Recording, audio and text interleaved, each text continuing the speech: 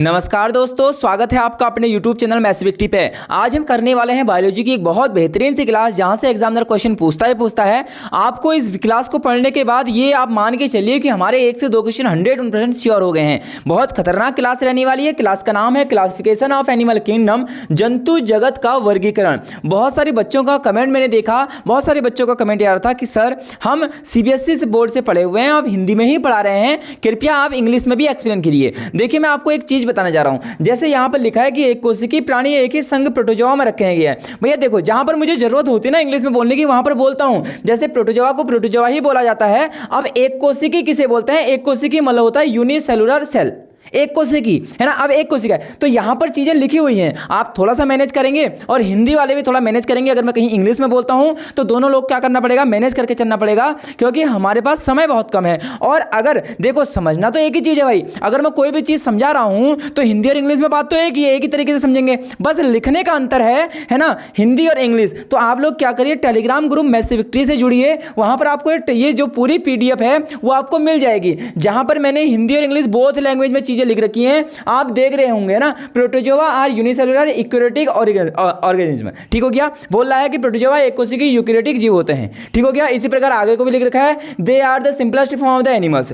तो ये सारी चीजें ना आपको मैं समझाऊंगा यहां पर कि कहां पर क्या होता है। बस आपको जरूरत है अगर इस PDF की, तो आप वहां पर जुड़िए, वहां से हिंदी और इंग्लिश बोथ लैंग्वेज में चीजें आपको मिल जाएंगी। ठीक है। तो ये डाउट आपका नहीं रहना चाहिए कि सर हिंदी में ही आप पढ़ाते हो, इंग्लिश में ही पढ़ाइए। मैं बोथ लैंग्वेज में PDF इसीलिए लेके आया हूं, है ना, क्योंकि समझाया तो वो वही भाषा में जाएगा, चाहे इंग्लिश में हो चाहे हिंदी में हो। तो चीजों को आपको क्या करना पड़ेगा, थोड़ा सा मैनेज करना पड़ेगा। सबसे पहले क्लासिफिकेशन ऑफ एनिमल किंगडम। भैया जो जंतु जगत है ना, हमारे जो क्या है एनिमल हैं, उनका वर्गीकरण किया गया है, उनका क्लासिफिकेशन किया गया है। क्लासिफिकेशन मतलब होता है उनको बांटा गया है। कैसे बांटा जाएगा? मैंने कहा हम कुछ चीज़ों को बांट रहे हैं, मान लो, तो कैसे बांटेंगे भाई? कुछ चीज़ें ऐसे होंगी, मान लेते हैं, जो कुछ जानवरों के लिए होंगी, है ना। जानवरों को एक उसमें जानवर क्यों बोला गया है? क्योंकि उन सब के बनावट, उन सब की भाषाएं, उन सब का खान पान एक जैसा होगा।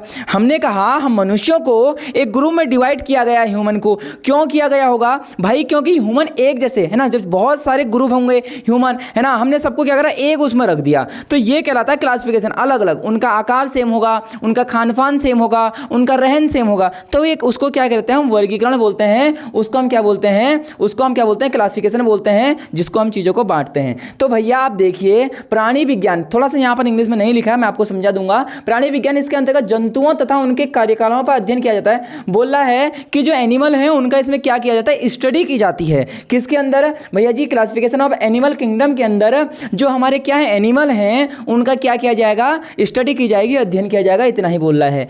जंतु जगत का वर्गीकरण, क्लासिफिकेशन ऑफ एनिमल किंगडम।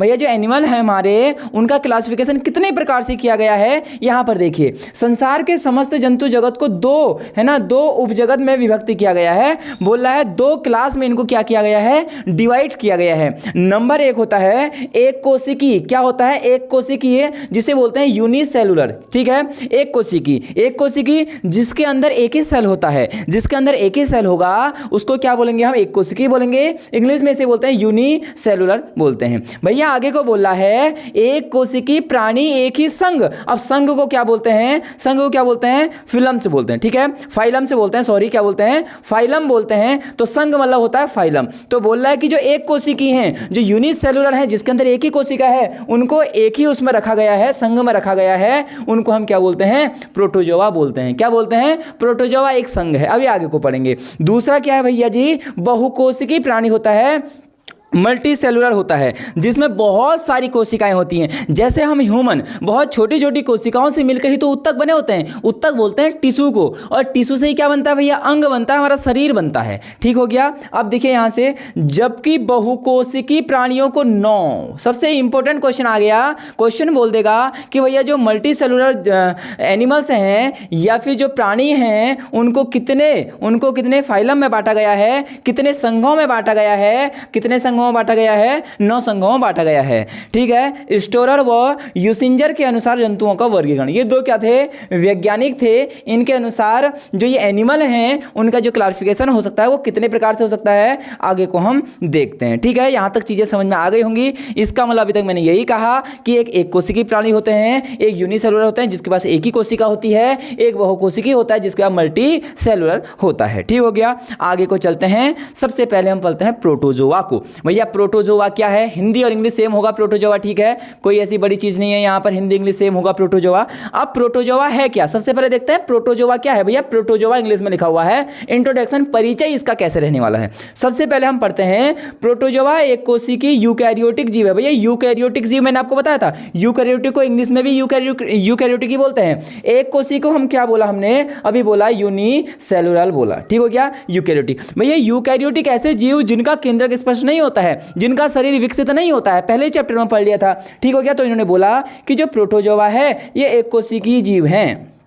ठीक हो गया, बोल रहा है यूनिसेलुलर यूकैरियोटिक ऑर्गेनिज्म। ठीक हो गया। दूसरा, they are the simplest form of the animals. भैया ये जो जंतु जगत है उसका सबसे सरल रूप है, क्योंकि इसकी कोशिका एक ही होती है। ठीक है, ये जंतु जगत के सबसे सरल रूप है। सरल रूप मतलब हम इसको विभाजित कर ही नहीं सकते हैं, अब ये लास्ट स्टेज है इनकी। ठीक हो गया, और प्रोटिस्टा जगत से संबंधित होते हैं। एग्जाम में यहां पर नोट करेंगे, क्वेश्चन बोल देगा प्रोटोजोआ किससे संबंधित है, तो आप बोलोगे प्रोटिस्टा। भैया इसे इंग्लिश में भी प्रोटिस्टा ही बोलते हैं, यहां पर लिखा गया है। ठीक है, हिंदी इंग्लिश में कोई डाउट नहीं आएगा, आप टेंशन मत लीजिए आप लोग।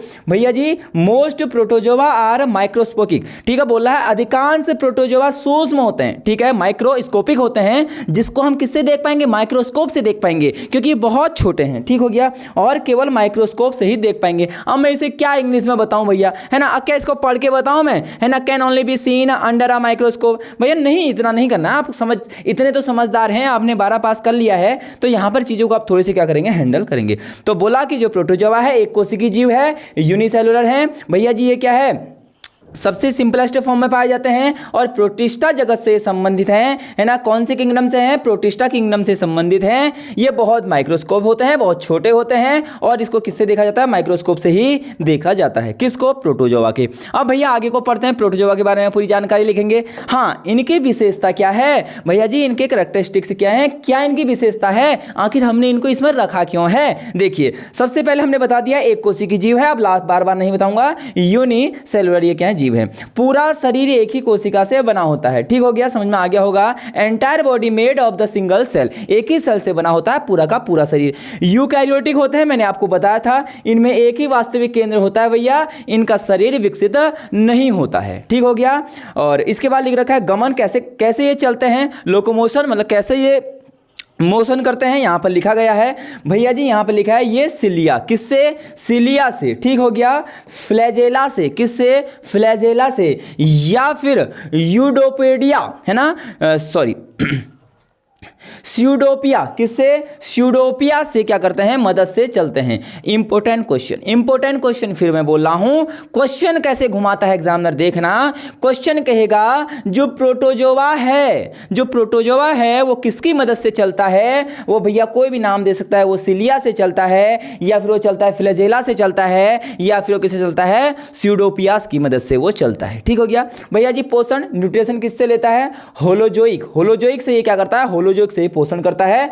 ठोस भोजन को कणों का सेवन ये करता है। अभी आगे एग्जांपल बताऊंगा सब कुछ। भैया जी परजीवी है, प्रजनन क्षमता, ये सारी चीजों को आप देख लेना, है ना? ये परजीवी है, पैरासिटिक है। यहाँ पर देखिए मेजबान में रहते हैं और रोग उत्पन्न करते हैं। भैया ज़्यादा कोई इंपॉर्टेंट नहीं है। प्रजनन इसमें अलैंगिक जनन होता है ना? असेक्सुअल रिप्रोडक्शन होता है। और भैया दूसरा इसमें लिख रखा है लैंगिक प्रजनन होता है, सेक्सुअल रिप्रोडक्शन होता है, और संयोजन। ये सारी चीज़ें अभी थोड़ी सी इंपॉर्टेंट नहीं है, क्योंकि जब तुम इसके अंदर घुसोगे ना तब चीज़ें बहुत ज़्यादा बढ़ जाएंगी। ये तो मैंने जो इसका विशेषताएं बताई तो उसमें लिख दिया, ये नहीं पूछता, लेकिन ये पूछता है कि किसकी मदद से ये चलता है। ठीक है, आगे को चलेंगे और इंपॉर्टेंट चीज़ें लिखी हुई हैं, आगे सब कुछ लिखा हुआ है। ये देखिए, ये रहा आगे प्रोटोजोआ का वर्गीकरण। भैया वर्गीकरण कर दिया, इसका क्लासिफिकेशन और कर दिया है प्रोटोजोआ, और अभी हमने आगे वो क्या कर रखा है, इसको क्लासिफिकेशन करती है। Protozoa are divided into 4 major group. भैया इनको 4 ग्रुपों में बांटा गया है। यहां पर देखिए प्रोटोजोआ को उनके गमन और शरीर की संरचना के आधार पर 4 मुख्य समूहों में विभाजित किया जाता है। नंबर 1 क्या है भैया जी? आप लोग देख रहे होंगे मास्टिगोफोरा। ठीक है। मास्टिगोफोरा एक क्या है, इसका समूह है, एक इनका ग्रुप है। फ्लैजेला द्वारा गति करते हैं भैया, इंपोर्टेंट। मैंने क्वेश्चन कहा था कि जो प्रोटोजोआ हैं वो किससे गति करते हैं, आप बोलोगे फ्लैजेला से वो क्या करते हैं, गति करते हैं, मूव यूजिंग फ्लैजेला। ठीक हो गया। उदाहरण, इंपोर्टेंट उदाहरण अब मैं आपको बता रहा हूं, ये ग्रुप याद हो ना हो उससे मतलब नहीं है। एग्जामिनर क्वेश्चन क्या पूछता है आप देखना, क्वेश्चन पूछ लेगा। क्वेश्चन क्या पूछेगा भैया जी, क्या लिख रखा है, युगलेना। क्या लिखा है, युगलेना किसका एक उदाहरण है, किस संघ का एक उदाहरण है। आप बोलोगे ये तो प्रोटोजोआ का एक उदाहरण है। किससे है, प्रोटोजोआ का उदाहरण है, कौन, युगलेना। ठीक हो गया। ये किससे संबंधित है, आप बोलोगे ये तो मास्टिगोफोरा से संबंधित है। अगर डीप जाएगा एग्जामिनर तो ये भी पूछेगा, नहीं तो सीधे बोलेगा युगलेना किससे संबंधित है, आप बोलोगे प्रोटोजोआ से ये संबंधित है। दूसरा इसका जो ग्रुप है वो होता है सार्कोडाइना। क्या लिख रखा है भैया, सार्कोडाइना किसका ग्रुप है, इसी प्रोटोजोआ का ग्रुप है। जैसे amoeba, very very very very very important, आपने देखा होगा एग्जाम में, अमीबा किस ग्रुप से संबंधित है, अमीबा किससे संबंधित है भैया, अमीबा एक प्रोटोजोआ है। अमीबा क्या है, प्रोटोजोआ। अमीबा का आकार निश्चित नहीं होता, आपने देखा होगा अमीबा है ना, अमीबा कुछ इस प्रकार से होता है, इसका आकार निश्चित नहीं होता है। अब ये जब जाता है ना ऐसे, अब ये भोजन ग्रहण कैसे करता है, मान लेते हैं यहाँ पर भोजन है, तो ये जाएगा अपने इन पंखों को पहले खोलेगा, इन पंखों को खोलेगा, ऐसे खोलेगा, इसको क्या कर लेगा, ऐसे बंद कर लेगा। ठीक है, तो ये अमीबा होता है। तो इंपॉर्टेंट क्वेश्चनों में से एक क्वेश्चन है अमीबा। अमीबा किससे संबंधित है, तो आप बोलोगे प्रोटोजोआ से अमीबा संबंधित है। ठीक है भैया जी, लिख रखा है स्यूडोपोडिया द्वारा गति करता है, very very very very very important, note करिए। अमीबा किससे मोशन करता है, जो अमीबा है मूविंग यूजिंग, भैया क्या लिख रखा है, स्यूडोपोडिया। क्या लिख रखा है, स्यूडोपोडिया से ये क्या करता है, गति करता है, कौन, amoeba. Very very very very important question, जितना मैं बोलूं इंपॉर्टेंट उतना ये कम होगा, बहुत ज़्यादा इंपॉर्टेंट क्वेश्चन है भैया अमीबा। अगला देखते हैं, सिलियोफोरा, इंपॉर्टेंट है सिलियोफोरा। उदाहरण भैया जी, पैरामीशियम तो देखा होगा आपने, पैरामीशियम। ठीक है, पैरामीशियम भैया, पैरामीशियम क्या होता है, पैरामीशियम देखिए यहाँ पर लिखा है सिलिया द्वारा गति करता है। वेरी इंपॉर्टेंट क्वेश्चन है, पैरामीशियम किसके द्वारा गति करता है, आप बोलोगे पैरामीशियम सिलिया द्वारा गति करता है। किसके द्वारा गति करता है, सिलिया द्वारा ये गति करता है। ठीक हो गया भैया जी, सिलिया द्वारा क्या करता है, गति करता है, मूव यूजिंग सिलिया। अगला है स्पोरोजोआ। स्पोरोजोआ गति करने में असमर्थ है, ये गति नहीं कर पाता है, परजीवी प्रकृति के होते हैं ये। ठीक हो गया, प्रेस्टेटिक इन नेचर होते हैं, परजीवी होते हैं। परजीवी मतलब क्या होता है भैया जी, अब मैंने एक शब्द यहां पर आया पैरास्टेटिक, इसका मतलब क्या होता है, जो ऐसे जीव, ऐसे एनिमल, ऐसे जीव जो किस पर डिपेंड करते हैं, दूसरे जीवों पर निर्भर होते हैं, किसके लिए, खाना खाने के लिए, भोजन के लिए, जो दूसरे जीवों पर निर्भर बोलते हैं उन्हें बोलते हैं परजीवी। क्या बोलते हैं, परजीवी बोलते हैं। ठीक हो गया। एसेटाबुलेरिया, इंपोर्टेंट एसेटाबुलेरिया भैया बहुत इंपॉर्टेंट, और ये इस ग्रुप का सबसे बड़ा है। एसेटाबुलेरिया नाम नोट कर लो, एसेटाबुलेरिया निम्नलिखित में से किस ग्रुप से संबंधित है, सारे ग्रुपों का नाम दे देगा, एक ग्रुप का नाम आएगा प्रोटोजोआ, तो वहां पर लिखना एसेटाबुलेरिया सबसे बड़ा है। इसमें जो ये नाम बोला ना अमीबा ये सब, इन सब में बड़ा कौन है, एसेटाबुलेरिया है, तभी यहां पर अलग पेन का यूज किया गया है क्योंकि ये सबसे बड़ा है। ठीक है, और ये किससे संबंधित है, प्रोटोजोआ से संबंधित है, कौन, एसेटाबुलेरिया। तो भैया यहां से इंपॉर्टेंट क्वेश्चन क्या क्या बने, सबसे पहले युगलिना किससे संबंधित है, प्रोटोजोआ से। मैं दूसरा बोलूंगा अमीबा किसकी सहायता से चलता है, स्यूडोपोडिया से चलता है, किससे संबंधित है, प्रोटोजोआ से संबंधित है। सिलिया द्वारा गति कौन करता है, पैरामीशियम करता है, पैरामीशियम किससे संबंधित है, प्रोटोजोआ से संबंधित है। एसेटाबुलेरिया किससे संबंधित है भैया, ये भी प्रोटोजोआ से संबंधित है। ठीक है, चीजें आज की बहुत जटिल है, मैं फिर बोल रहा हूं, आपको स्टार्टिंग में लगेगा कि कैसे कैसे नाम आ रहे हैं, लेकिन रेगुलर पढ़ोगे अभी कुछ टाइम तो फिर आपको ये याद हो जाएंगे, है ना। इंपॉर्टेंट क्वेश्चन यहां से बनने वाले हैं, तो मैं इसी बार इतनी सारी चीजों को लिख के लाया हूं, और ये इंपॉर्टेंट क्वेश्चन है, आप किसी का भी एग्जाम उठा लें आपको ये क्वेश्चन मिल जाएंगे। भैया क्या है, प्रोटोजोआ द्वारा उत्पन्न होने वाले रोग, इंपॉर्टेंट है, रोग भी पूछ लेगा।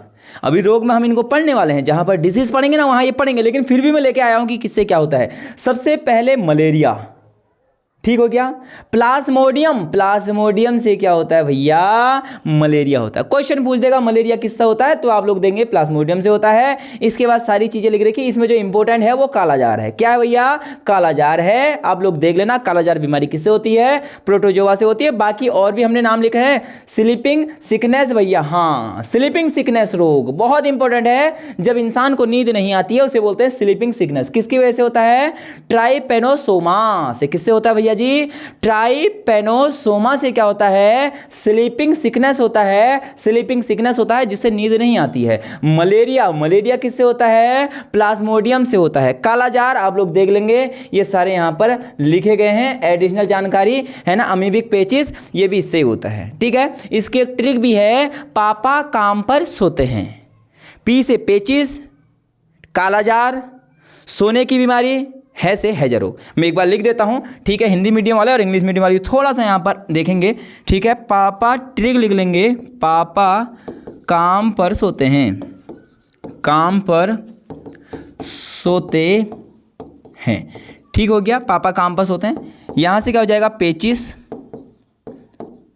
ठीक हो गया। पेचिस लिखा होगा इसमें, ठीक हो गया। इसके बाद कालाजार, कालाजार लिखा हुआ है, कालाजार आप लोग देख रहे होंगे, ठीक हो जा। इसके बाद पौ से क्या हो जाएगा, है ना, सो से सोने की बीमारी, ठीक हो गया। स्लीपिंग सिकनेस, सोने की बीमारी, है से हैजा, है से हैजा। ये 4 बीमारी आप लोग नोट करेंगे इससे, ठीक है, जो कि क्या है, इंपॉर्टेंट है। किससे, प्रोटोजोआ से। चलते हैं आगे को और देखते हैं अगला। हाँ भैया, पहला ग्रुप एक कोशिकी तो हो गया ना, एक कोशिकी आपने देख लिया। यूनिसेलुलर जो जीव थे, जो एनिमल थे, उनके बारे में हमने पढ़ लिया है। इंपॉर्टेंट थे, 4 नाम मैंने बता रखे, वो आपको नाम याद करने हैं। अमीबा, पैरामीशियम और 2 नाम और थे, है ना। देख लेते हैं क्या क्या नाम थे। देखिए एक नाम यहाँ पर लिखा था, हाँ एसिटाबुलेरिया, तो बहुत इंपॉर्टेंट नाम था भैया, इसे कैसे भूल गया मैं। एसिटाबुलेरिया सबसे बड़ा है, और एक नाम यूग्लिना, ठीक हो गया। ये सारे नाम याद आपको करने हैं, ठीक हो गया। अगला है, अब जो 9 संघ पढ़े थे ना हमने दूसरे, उसमें पढ़े थे कि नहीं पढ़े थे, हमने बोला ना एक मल्टी सेलुलर होते हैं, उसमें 9 संघ हैं, ठीक है, 9 ग्रुप हैं। अब देखिए परिचय, पॉरीफेरा सबसे पहला है, पॉरीफेरा इंपॉर्टेंट, आगे को बढ़ेंगे धीरे धीरे। पॉरीफेरा सरल, पॉरीफेरा और सिंपल, ये सरल रूप है। मल्टी सेलुलर है भैया जी, बहुकोशिकी है, बहुत सारे कोशिकाओं, कोशिका मतलब सेल, बहुत सारे सेलों से मिलकर बना है। एक्वेटिक एनिमल्स, जलचर जीव है भैया, ये जल में रहता है। किस में रहता है, वाटर के अंदर रहता है, ठीक हो गया। बातें समझ में आ गई होंगी।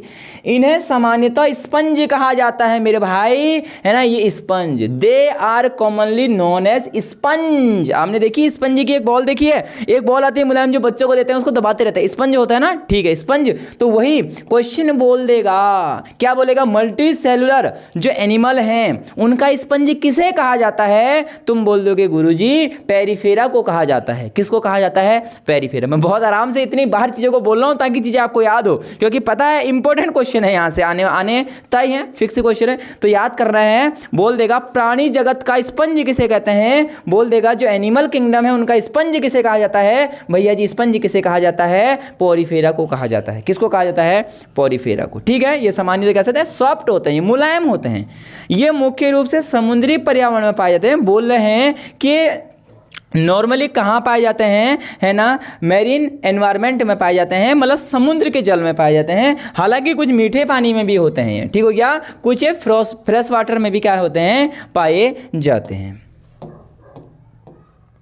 भैया इनके बारे में जानकारी आगे को देखते हैं। इनकी विशेषताएं क्या क्या हैं, विशेषताएं देख लेते हैं, ठीक हो गया। कैरेक्टरिस्टिक देख लेते हैं। शरीर की संरचना कैसी होती है, इनके शरीर में छोटे छोटे छिद्र होते हैं जिन्हें ऑस्ट्रिया कहा जाता है। भैया मेन इंपॉर्टेंट क्वेश्चन बोल देगा प्रोटिस्टा, क्या बोलेगा, सॉरी प्रोटिस्टा तो हमने पढ़ा, बोलेगा पोरीफेरा के शरीर पर छोटे छोटे छिद्र होते हैं। इन छिद्रों को किस नाम से जाना जाता है, आप बोलोगे ऑस्ट्रिया। किस नाम से जानेगा भैया जी, ऑस्ट्रिया। ये है देखो ऑस्ट्रिया नाम से, ठीक हो गया। हाँ बहुत छोटे छोटे छिद्र होते हैं। पानी ऑस्ट्रिया से प्रवेश करता है और एक बड़े छिद्र जिसमें आस्कुलम कहा जाता है से बाहर निकलता है। ज़्यादा कोई इंपॉर्टेंट नहीं है, देखना होगा तो देख लेना कि वाटर एंटर कहाँ से करता है भैया, एंटर करता है कहाँ से, ऑस्कुलम से करता है। किससे करता है भैया, यहाँ देखेंगे ऑस्कुलम से पानी अंदर जाता है और बाहर कहाँ से निकलता है, आप लोग बोलेंगे कहाँ से, एक मिनट, ऑस्ट्रिया से प्रवेश करता है, ऑस्ट्रिया से पानी अंदर प्रवेश करता है और लेकिन बाहर कहाँ से निकलता है, आस्कुलम से पानी कहाँ निकलता है, बाहर निकलता है। ठीक है, सीमित असीमित, अधिकतर असीमित होती हैं भैया, इनका जो सेफ है ना वो फिक्स नहीं है, ऐसा ये कहना चाह रहा है। ठीक हो गया। अगला क्या बोला, कुछ में वृत्ति समिति होती है, कोई ज़्यादा इंपॉर्टेंट नहीं है। शरीर की दीवार भैया जी ज़्यादा कुछ ऐसा है नहीं इसमें इंपॉर्टेंट है। बाहरी परत यहाँ से भी कोई इंपॉर्टेंट नहीं, ये चीज़ें ना थोड़ी सी एडवांस लिखी हुई हैं, अगर आपको पढ़ना होगा तो शरीर की जो बाहरी है ना बॉडी जो वॉल है, जो शरीर की दीवार है वो किससे मिलकर बनी होती है, वो सारी चीज़ें यहाँ पर लिख रखी हैं।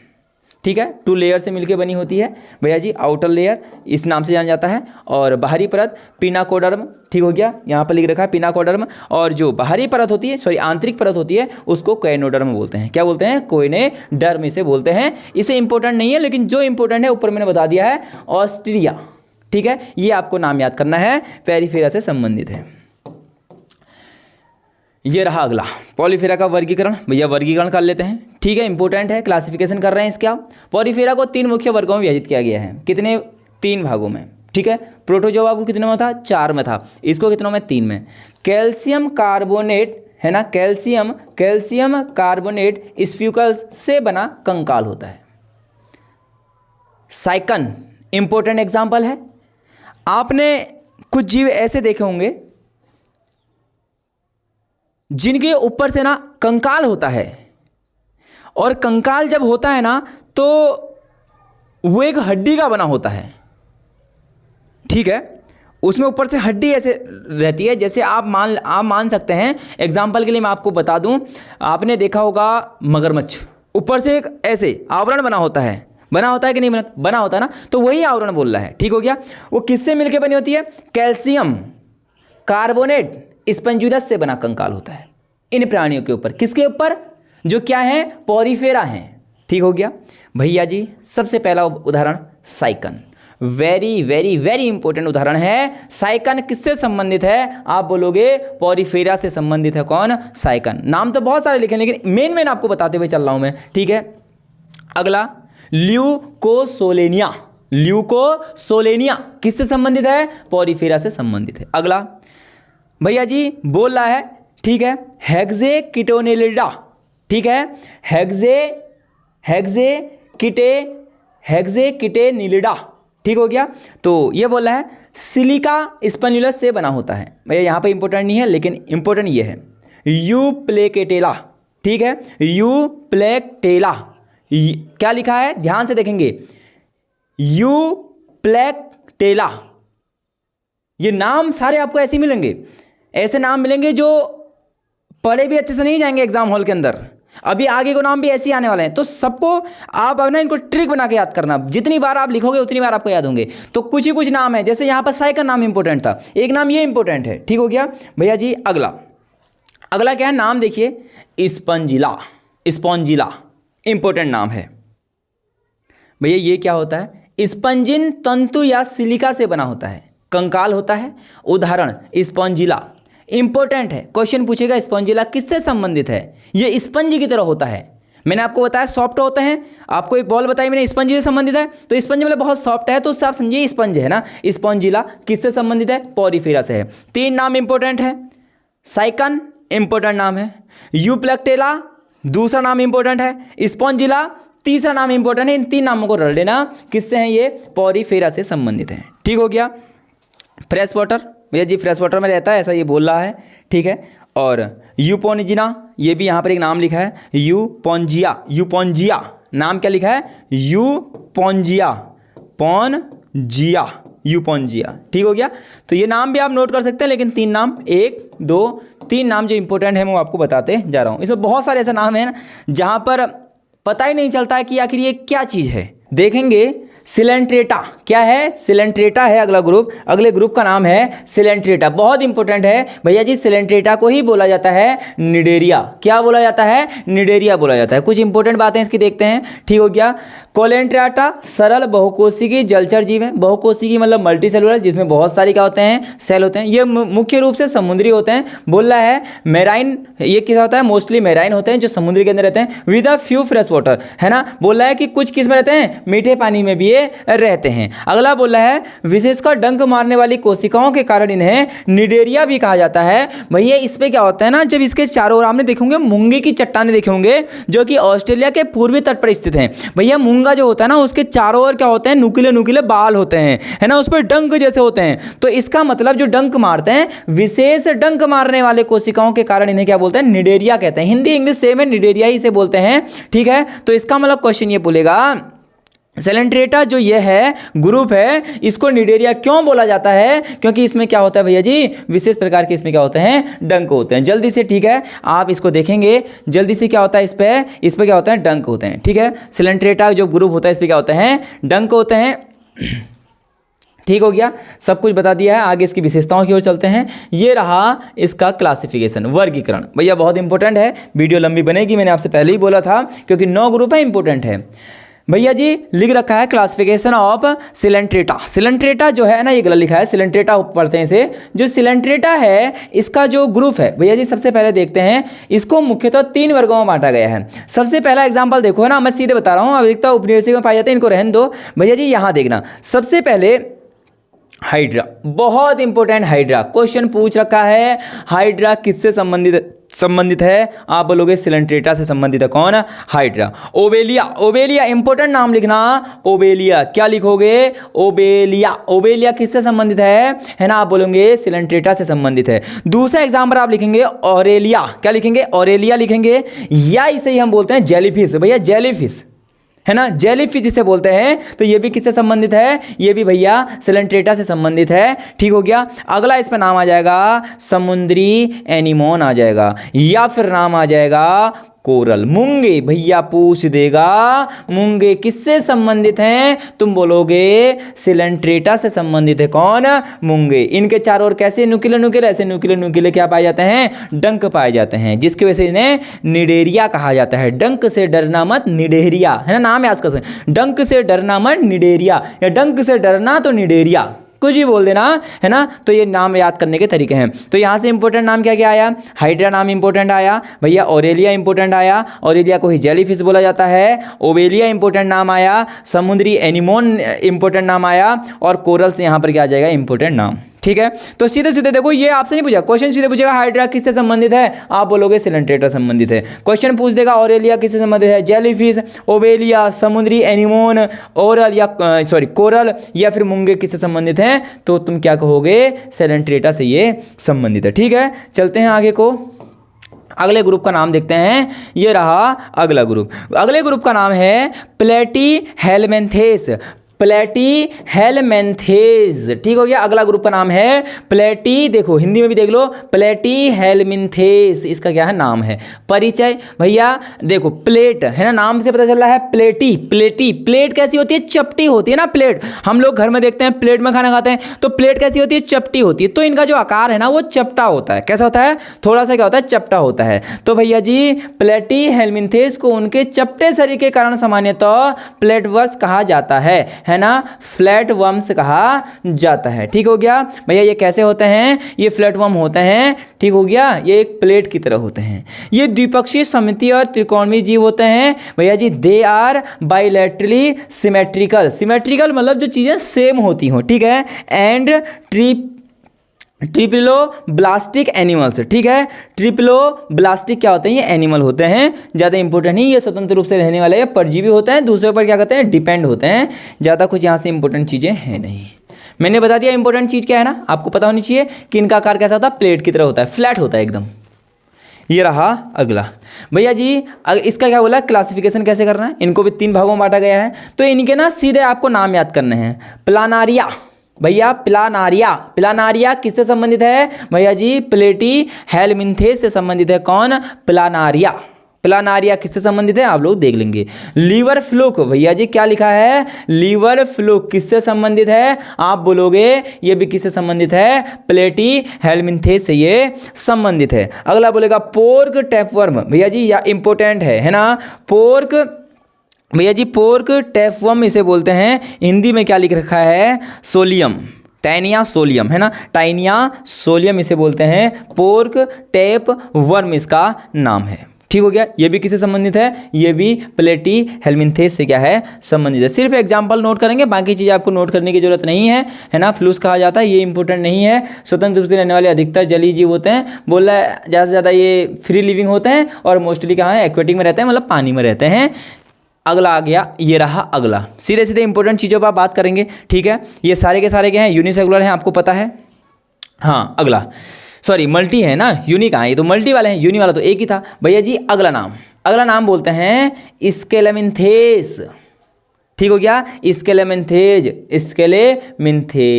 इसका ही दूसरा नाम है क्या, नेमाटोडा। नेमाटोडा किसका नाम है भैया, दूसरा इंपॉर्टेंट क्वेश्चन है। तो जो नेमाटोडा नाम है वो किसका ही नाम है, स्केलेमिन्थेस का दूसरा नाम है, ठीक है। इसकी कुछ इंपॉर्टेंट बातें भैया जी, इसका जो आकार होता है वो गोल होता है, बेलन की तरह होता है, बेलनाकार होता है। सिलेंड्रिकल इसका क्या होता है, आकार होता है।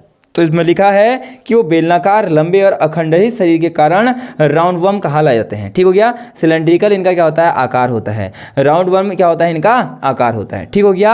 अगला बोला ये द्विपक्षीय होता है, वही चीज़ हमने पहले पढ़ लिया, ये भी हमने पढ़ लिया है। ये स्वतंत्र रूप से रह सकने वाले हैं भैया जी, फ्री लिविंग होते हैं और परजीवी होते हैं, जो कि दूसरों के ऊपर क्या करते हैं, अपना डिपेंड रहते हैं। ज़्यादा कुछ इंपॉर्टेंट नहीं है। सीधे एग्जाम्पल बात करेंगे इसके।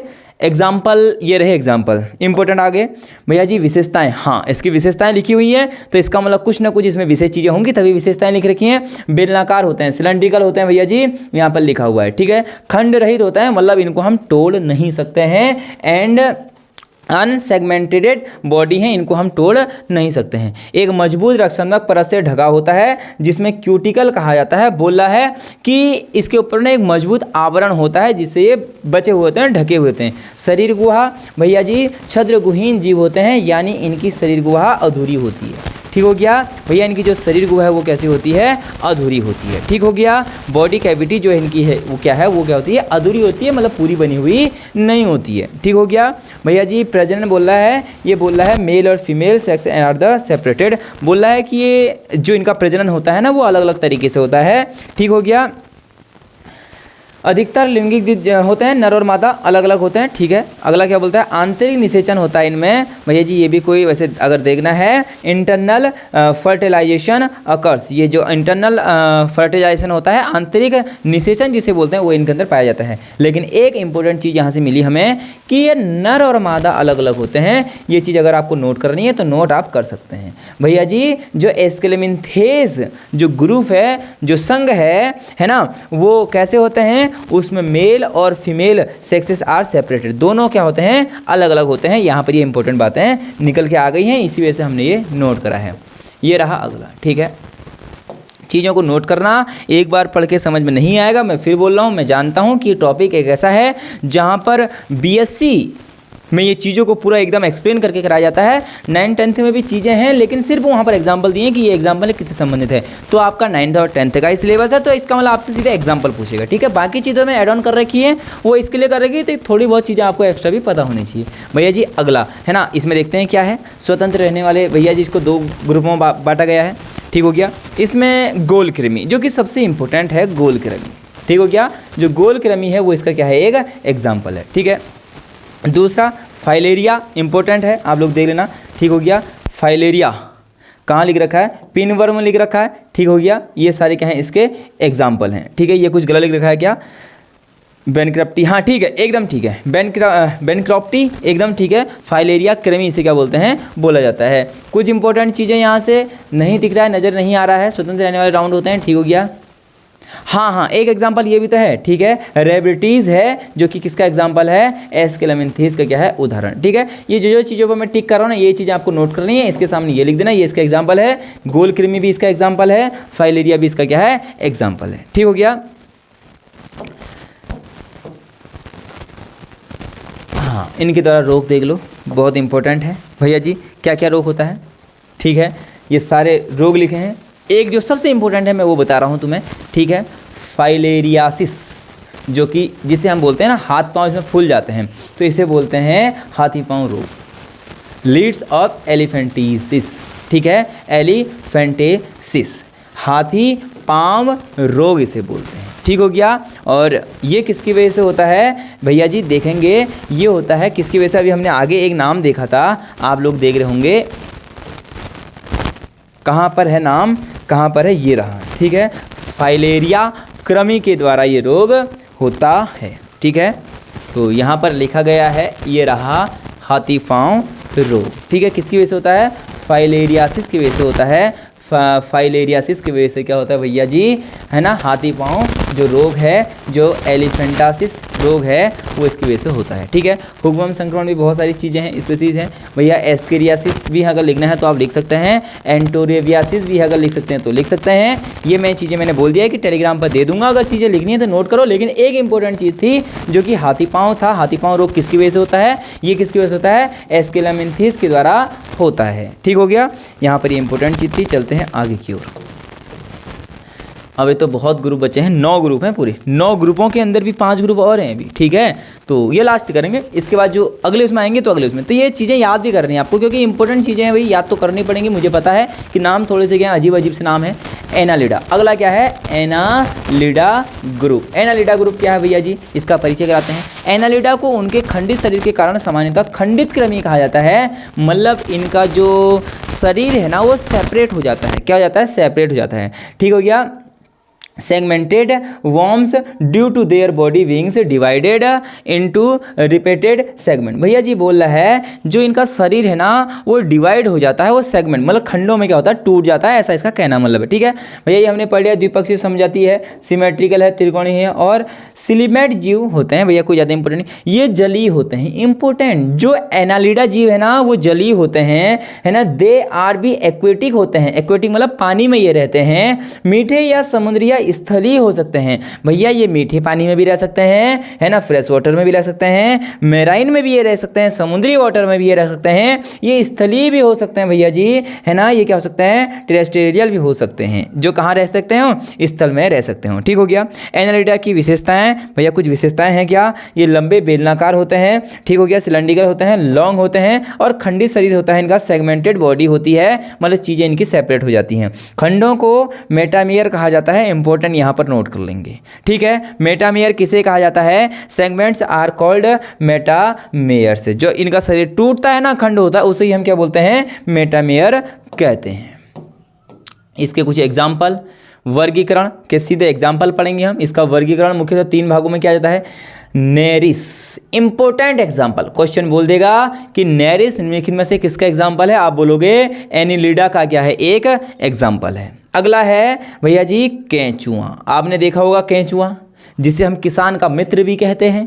केंचुआ किससे संबंधित है? आप बोलोगे एनिलिडा से संबंधित है। जब आप टेस्ट सीरीज लगाओगे वहाँ ये क्वेश्चन आएंगे 100%। तो क्वेश्चन फिर है कि केंचुआ किससे संबंधित है? आप बोलोगे ये एनालिडा से संबंधित है, ठीक हो गया भैया जी। अधिकतर स्थलीय या मीठे पानी में प्रजातियों की होती है, जिसमें कम सिस्टेटा होते हैं, ठीक है, ज़्यादा कुछ ये नहीं है। जोंक, आपने जोंक देखा होगा, है ना। जोंक देखा होगा, लीच जिसे बोलते हैं। क्या बोलते हैं? जिसे लीच बोलते हैं। ये हमारे शरीर में चिपक जाता है और खून को क्या करता है? चूस लेता है, और फिर जब पूरा खून चूस लेता है फिर नीचे गिर जाता है। इसे ही हम जोंक बोलते हैं भैया। क्वेश्चन बोल देगा कि लीच या जोंक किसका एग्जाम्पल है? आप बोलोगे ये तो एनालिडा का एग्जाम्पल है। किसका एग्जाम्पल है? एनालिडा का ये क्या है? एग्जाम्पल है, ठीक है। बाकी चीज़ें वही लिखी कि ये परजीवी हैं, दूसरों पर निर्भर करती हैं, सारी चीज़ें अब नहीं पढ़ने की जरूरत है। सिर्फ हमें पता चलेगा कि एग्जामिनर क्या पूछता है, सिर्फ एग्जाम्पल पूछता है, ये एग्जाम्पल किसका है, ठीक है।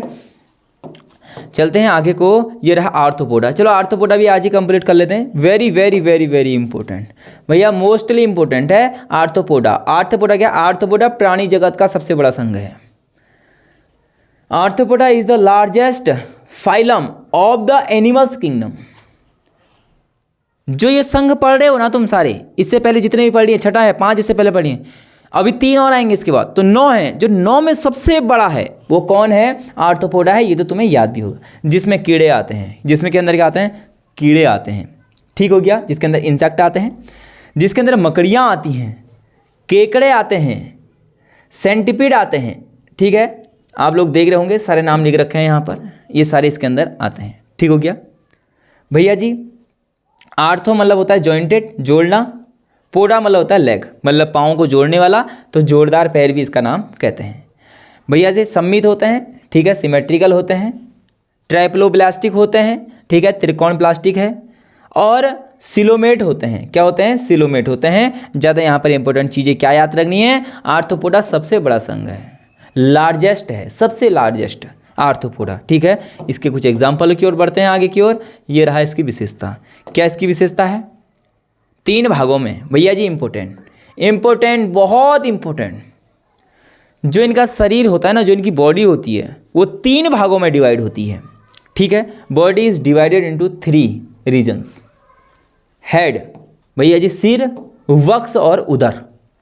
ठीक हो गया, थोरैक्स, हेड और क्या बोलते हैं, एब्डोमेन। 3 भागों में आयोजित होता है, याद रखना। क्वेश्चन पूछ देगा निम्नलिखित में से वह कौन सा संघ है जिसका शरीर 3 भागों में डिवाइड होता है? बोलोगे आर्थ्रोपोडा। खुला परिसरण तंत्र, जिसमें रक्त संयमन नामक स्थानों से बहता है, कोई ज़्यादा इंपॉर्टेंट नहीं है। श्वसन, आवाज़ के अनुसार गलफड़े, ट्रेकिया या बुग लंग्स के माध्यम से सांस लेते हैं। किसके माध्यम से भैया?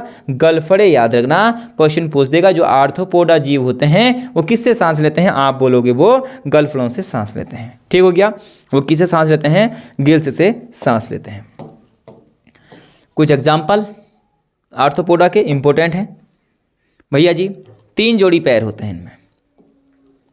कीट वर्ग भी इसके अंदर है, याद रखना। 1 या 2 जोड़ी पंख होते हैं, संयुक्त नेत्र होते हैं। भैया मक्खी किससे संबंधित है? आर्थ्रोपोडा से संबंधित है। भैया तितली किससे, बटरफ्लाई किससे संबंधित है? भैया आर्थ्रोपोडा से संबंधित है। भैया जी चींटी आंट किससे संबंधित है? ये भी संबंधित है किससे? आर्थ्रोपोडा से। क्वेश्चन बोल देगा भैया जी केकड़ा किससे संबंधित है? आप बोले कर्व किससे संबंधित है? आप बोलोगे आर्थ्रोपोडा से संबंधित है। झींगा, आपने देखी होगी ना, झींगा देखा, झींगा मछली बोलते हैं, वो भी आर्थ्रोपोडा से संबंधित है। ठीक हो गया, इसको ही हम एक नाम और है लॉबस्टर। क्या है? लॉबस्टर किससे संबंधित है? आर्थ्रोपोडा से ही संबंधित है। अगला उदाहरण भैया जी है ना, सेंटीपीड। क्या है? सेंटीपीड किससे संबंधित है? आर्थ्रोपोडा से। मिलीपीड किससे संबंधित है? आर्थ्रोपोडा से। ठीक हो गया, तो ये सारे क्या हैं इसके उदाहरण हैं।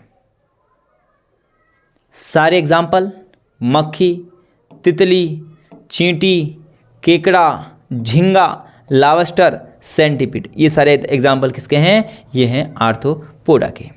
ठीक हो गया, आगे को चलते हैं। एनाइकोडेर्मेटा, इसके बाद शरीर की संरचना भैया, इसका वर्गीकरण, मोलस्का का वर्गीकरण, इसके बाद भैया एक ग्रुप और कॉर्डेटा ग्रुप, मृत्स्य वर्ग, इसके बाद भैया उभयचर, सरीसृप, बहुत ज़्यादा है अभी। तो आज की क्लास यहीं पर समाप्त करते हैं। मैं फिर आपसे बोलूँगा कि आपको लगा होगा कि ये नाम कैसे याद होंगे। भैया ये नाम याद हो जाएंगे। जितने भी मैंने एग्जाम्पल बताए हैं सारे एग्जाम्पल एक साथ लिखने हैं। ये तो पूरी थ्योरी के रूप में था, इतना नहीं लिखना होता है आपको।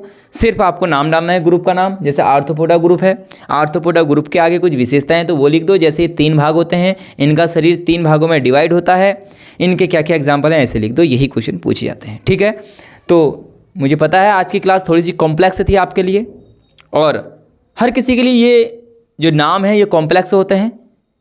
तो आप इनको बार बार पढ़िए तो चीज़ें आपको धीरे धीरे याद हो जाएंगी, और यहाँ से क्वेश्चन आना निश्चित है। क्वेश्चन यहाँ से पूछे जाते हैं और इस बार भी पूछे जाएंगे। मैं इसकी दूसरी क्लास लेके आऊँगा, और उसके बाद चीज़ें बायोलॉजी में थोड़ी सी आसान लेके आएंगे। जैसे कि इसके बाद हम विटामिन्स पढ़ेंगे, है ना, रोग किससे क्या चीज़ होती है, तो थोड़ी आसान चीज़ें हम पढ़ने वाले हैं। ये सबसे, ये मान सकते हैं टफ भाग था बायोलॉजी के अंदर, सबसे टफ भाग, जो कि बच्चों को याद करने में काफ़ी दिक्कत होती है। ठीक है, आप कोशिश करेंगे, याद करेंगे, प्रैक्टिस सेट में लगाएंगे, वहाँ भी चीज़ें आएंगी तो बार बार याद करके चीज़ें याद हो जाएंगी। और आशा करता हूँ आपको क्लास पसंद आई होगी। बहुत सारे बच्चों के डाउट थे कि इंग्लिश और हिंदी, जो कि बोथ लैंग्वेज में बताने की कोशिश की गई थी, है ना। देखो चीज़ें वही होती हैं, समझाने का तरीका भी वही होता है, इंग्लिश और हिंदी। अगर इंग्लिश में पढ़ूंगा तो हिंदी वाले कहेंगे हिंदी में बताओ, अगर मैंने हिंदी में इंग्लिश में पढ़ दिया तो हिंदी वाले बोलेंगे हमें पढ़ाओ, अगर हिंदी में पढ़ दिया तो इंग्लिश वाले बोलेंगे हमें पढ़ाओ। लेकिन समझाना आपको पता है कि समझाए एक ही लैंग्वेज में जाता है हमेशा, कहीं भी आप चले जाओ। ठीक है, बस बोलने का वो फ़र्क पड़ता है। अगर मैंने यही चीज़ को देयर पेयर्स ऑफ लेग्स 1 2 पैर एंड विंग्स, ये सारी ऐसे हिंदी में पढ़ दिया, एक पढ़ दिया 3 जोड़ी पैर, 1 2 जोड़ी ऐसे करके पढ़ दिया, तो वो अलग चीज़ है भाई, है ना। इतना आप समझते होंगे। मैं मिलूंगा अगली क्लास में, और आपको क्लासें पढ़ने में मज़ा आ रहा होगा। जल्दी से बैच लॉन्च होने वाला है, आप सभी लोगों को इंतजार रहेगा उस बैच का। बहुत बेहतरीन तरीके से उस पर वर्क चल रहा है, बहुत सटीक क्वेश्चन उस पर बनाए जा रहे हैं। तब तक के लिए आप लोग पढ़ते रहिए मज़ेदार तरीके से। मैं मिलूंगा अगली वीडियो में, तब तक के लिए जय हिंद, जय भारत, जय उत्तराखंड।